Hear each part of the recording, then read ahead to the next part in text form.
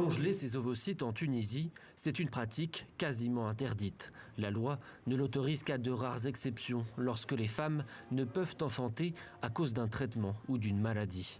Mais dans une société en constante évolution, de plus en plus de Tunisiennes comme Naïma Chermiti, une journaliste locale, estiment qu'il est temps de revoir la juridiction. Cette loi doit changer. Pourquoi? Parce que la femme tunisienne d'aujourd'hui a des ambitions.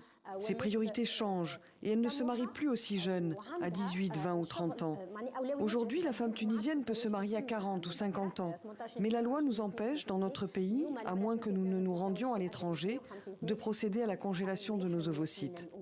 C'est un post sur les réseaux sociaux de la chanteuse très populaire Nermine Sfar qui a relancé le débat. Car en Tunisie, la congélation des ovocytes est une pratique non seulement peu connue du grand public, mais aussi taboue. Préoccupation culturelle ou religieuse, le pays n'a plus légiféré sur la question depuis plusieurs décennies.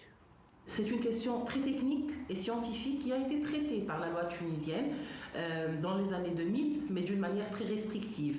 Longtemps, la pratique est donc restée marginale. Mais depuis quelques années, le docteur Ziwa, chef dans une maternité à l'hôpital de Tunis, a remarqué que cette technique était de plus en plus plébiscitée. La demande, elle existe depuis longtemps, mais elle s'est accélérée depuis, je dirais, 5-6 ans. Nous avons une demande qui est devenue quotidienne. Et ceci est dû à l'évolution de la société tunisienne.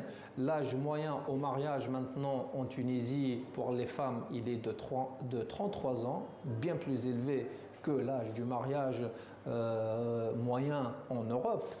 Le débat est lancé et prend de l'ampleur en Tunisie. Le pays a d'ailleurs souvent été pionnier dans le monde arabe en matière de droits des femmes.